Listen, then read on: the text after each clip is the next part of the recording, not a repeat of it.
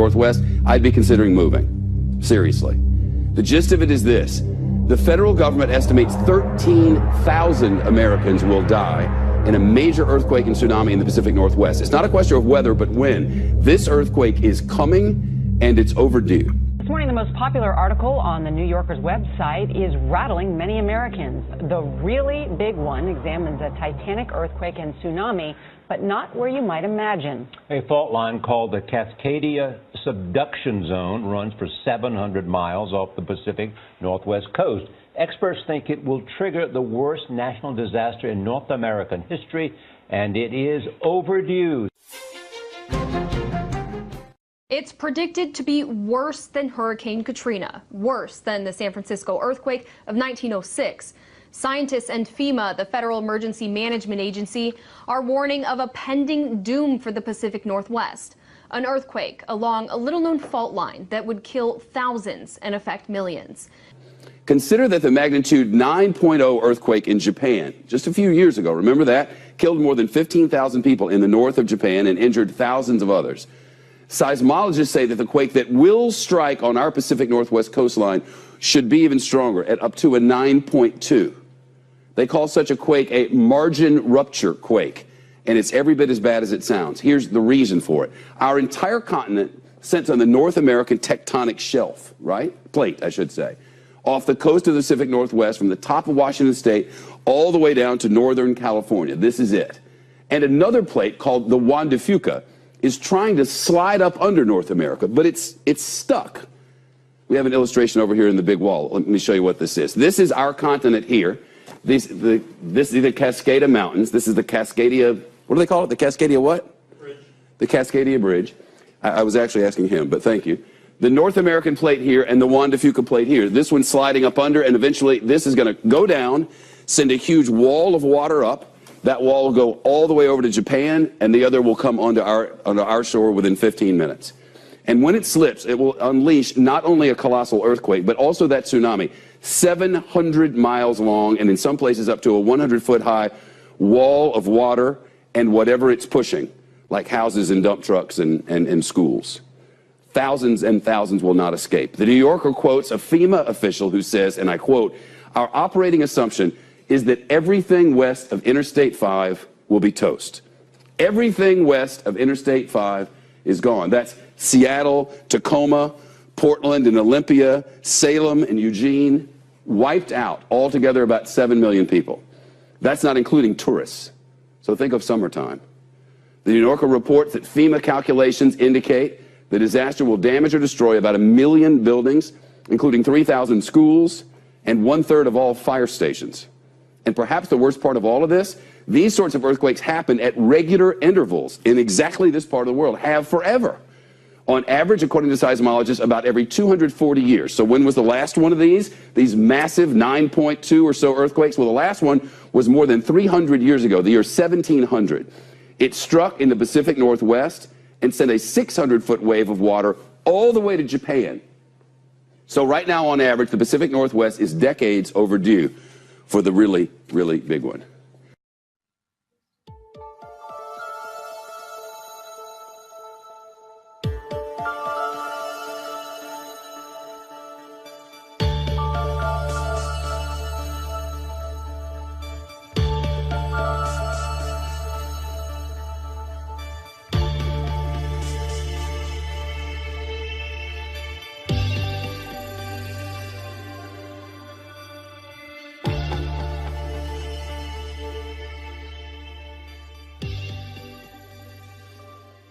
CBS News science and futures contributor Michio Kakuka is a physics professor at the City University of New York. Good morning. Morning. So it's overdue. When will it might come? Well, this is the mother of all earthquake faults. It can pack a wallop 30 times that of the San Andreas fault. So forget all the Hollywood hype about the San Andreas fault. We're talking about an earthquake, a 9.0, similar to what devastated northern Japan, which killed over 15,000 people and caused $250 billion in property damage. Cascadia Subduction Zone stretches about 700 miles from Cape Mendocino, California, to Vancouver, Canada. Big cities expected to be affected include Seattle and Portland. Some scientists believe the earthquake, when it goes off, will reach between 8.7 and 9.2 on the Richter scale and cause a tsunami. Airmen and soldiers conduct joint training in Washington to support domestic operations in preparation for natural disaster. As president of the Portland Post of the Society of American Military Engineers, I felt a real need, a real desire to mobilize engineers to help better prepare our region for a Cascadia earthquake. Army and Air Guard elements successfully operate in a joint mission environment. The only way to move supplies and support to stranded residents in need after such an event would be by air. It's really great to see the state move in a direction of supporting domestic operations at this level. It allows us to really be much more dynamic and respond to the state and to our community. The last big one was 315 years ago. We think the cycle time is roughly 240 years. Do the math. We are overdue in this calculation with another big one. We've known about the Cascadia subduction zone for quite a while. It's a serious risk. A big earthquake in the Pacific Northwest could be the worst disaster the country has faced historically. Every day, almost to the point where it would make your head spin. In order to slow down that pace, it's important to explain what's happening one event at a time. Similar to placing the pieces of a puzzle into one uniform picture that can be easily recognized and identified. One of the pieces of the puzzle that has stirred a great deal of attention has to do with the intensity of seismic and volcanic activity in the Northern Hemisphere, along the Cascadia subduction zone and the Aleutian Island chain in Alaska. Most recently, seismic alerts have centered around the Yellowstone supervolcano, where a swarm of earthquakes reached nearly 900 in just 2 weeks. This is the highest number of earthquakes in the past 5 years for this short of a time frame. The last volcanic eruption within the caldera was 70,000 years ago, so it is well overdue for another outburst. A swarm of some 100 earthquakes hit Switzerland on July 1st, with a 4.2 quake that was felt over much of Switzerland. Following the earthquake, some people reported noises and booms after the shaking that lasted between 2 and 10 seconds. One of the biggest volcanic news stories of this year concerns the vigorous and surprising eruption of the Bogoslav volcano in the Aleutian Islands. The volcano produced a large explosive eruption followed by a series of explosions on almost a daily basis. Some of these explosions have reached as high as 35,000 feet into the atmosphere. The highly explosive nature of these eruptions is likely rooted in the interaction between the new magma that is reaching the surface and the abundant seawater that it meets when it erupts. That water can quickly flash to steam and help fragment the magma into ash, thus adding to the explosivity of the eruption. This image shows how the continuous eruptions at Bogoslav have demolished much of its Aleutian Island home. Alaskan volcanoes have actually produced 1 or 2 eruptions per year since 1900. At least 20 catastrophic caldera-forming eruptions have occurred in the past 10,000 years. The awesome eruption of 1912 in the Katmai National Monument is the most recent. Alaska normally records 3,000 quakes monthly, but now seismologists have already reached the monthly average in just 10 days. This unusual sequence comprises, among others, 3 earthquakes larger than magnitude 6, 7 larger than magnitude 5, and 50 larger than magnitude 4. The highest number of quakes recorded statewide to date came in 2014, when more than 40,000 were detected, an astonishing number. Mount St. Helens is one of those volcanoes that is unsettled in 2017, resulting in an earthquake swarm. The USGS detected over 120 earthquakes over the last few days, all occurring 1 to 2 miles beneath the volcano. Here's a look back at the shocking devastation left in the wake of the Mount St. Helens eruption on May 18th of 1980.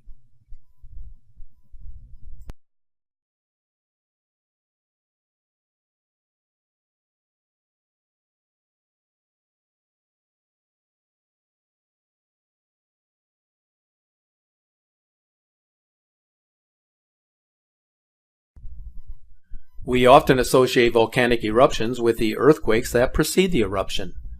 But what do we know about megaquakes? The largest earthquake ever recorded by seismic instruments on this planet was a magnitude 9.5 earthquake in Chile on May 22nd of 1960. That earthquake occurred on a fault that is almost 1,000 miles long and 150 miles wide, dipping into the earth at a shallow angle.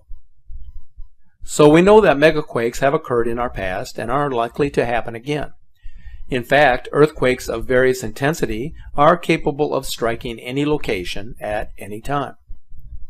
But history shows they occur in the same general patterns over time, principally in 3 large zones of the Earth.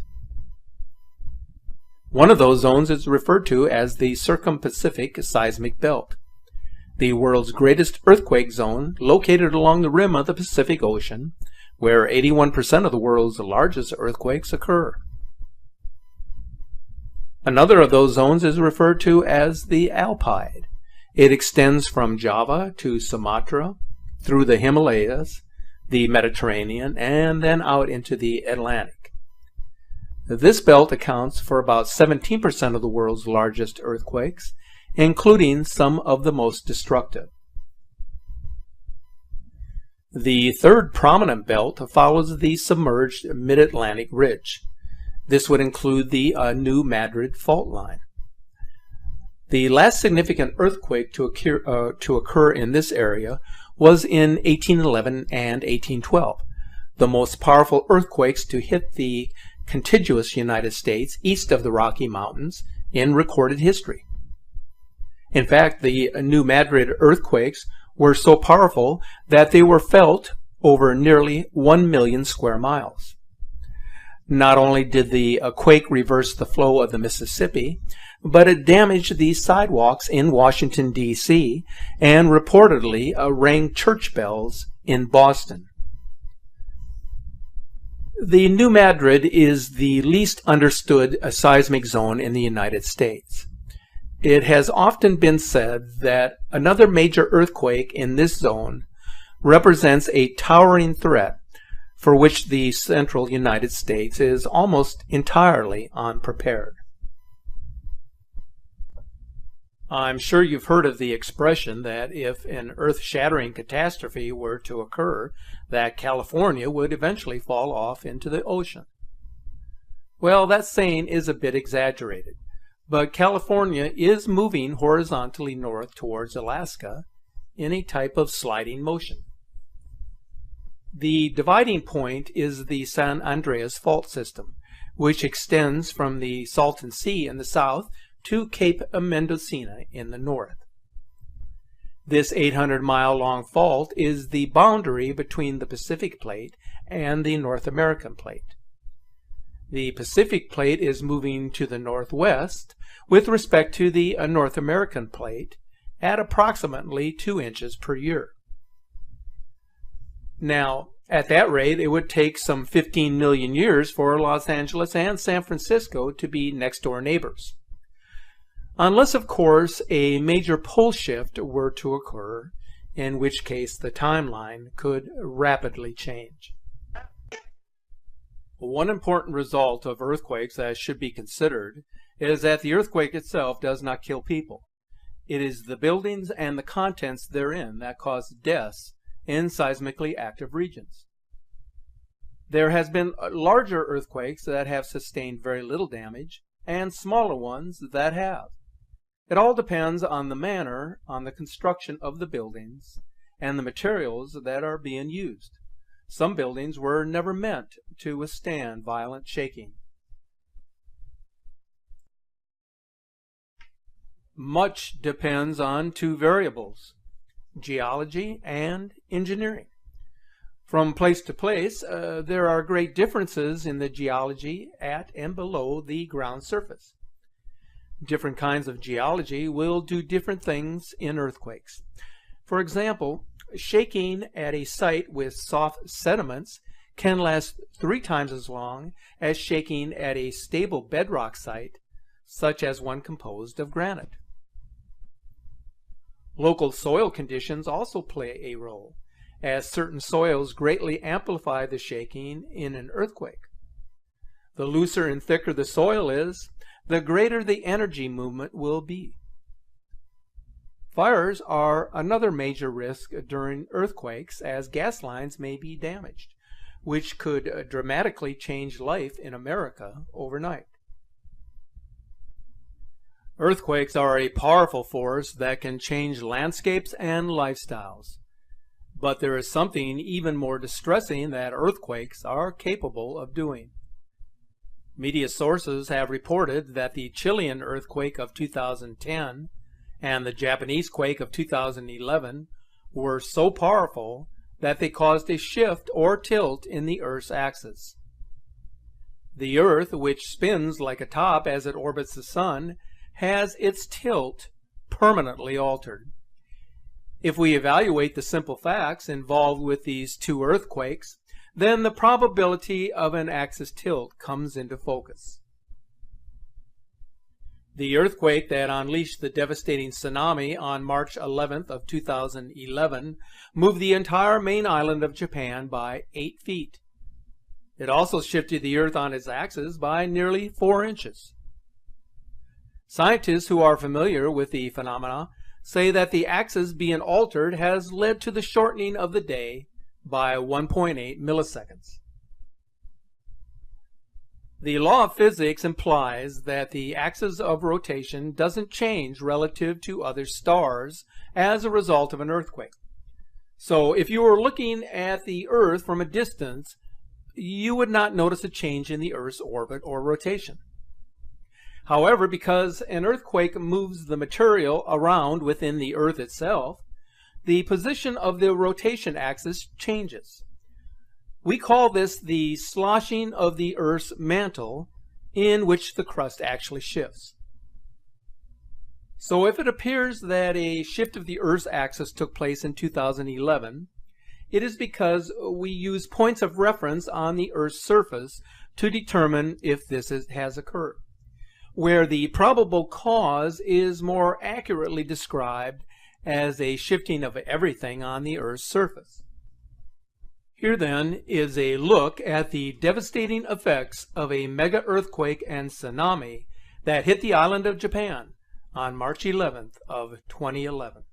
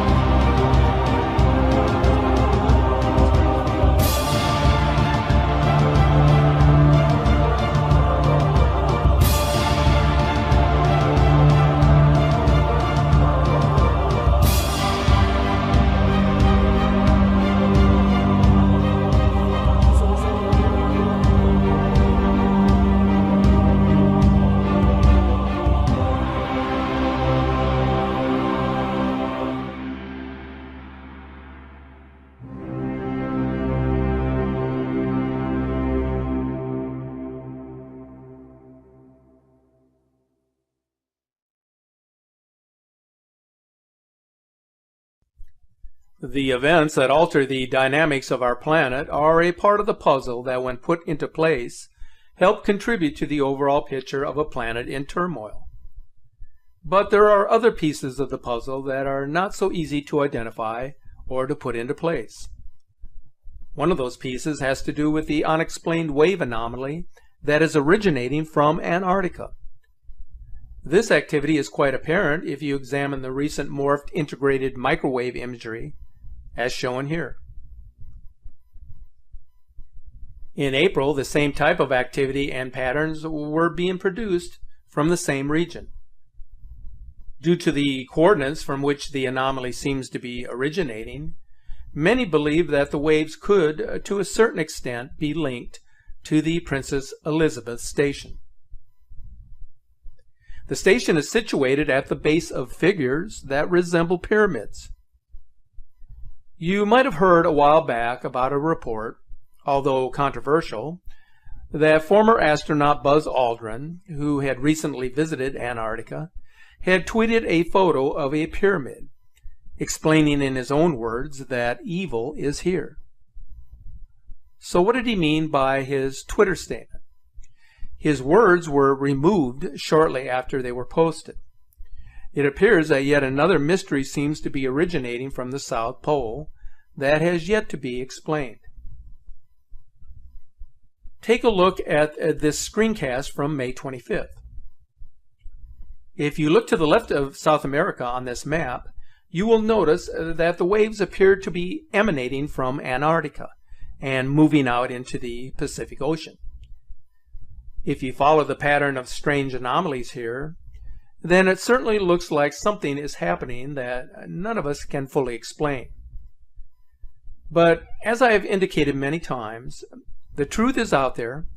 We just have to search for it, and one day, very soon, hopefully, we will find it. If you follow these strange anomalies happening in our sky recently, then you will understand that our atmosphere is changing dynamically. What may have been the norm many years ago is no longer true today. A perfect example of the changes happening in our sky comes from Borneo, and it has to do with light pillars. These anomalous pillars, which appeared over Borneo on June 22nd, are extremely rare. They are normally found in one location, the polar region, where light reflects off the mirror-like surfaces of ice crystals. Borneo benefits from year-round temperatures averaging 32 degrees Celsius, or roughly 90 degrees Fahrenheit, with a relative humidity of around 80% for much of the year.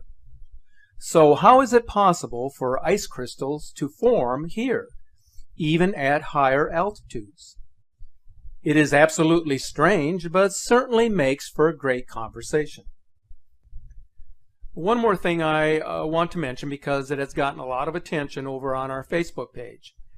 We recently received an image from one of our sky watchers who had this photo from February 26th, and he wanted to finally share it with our followers.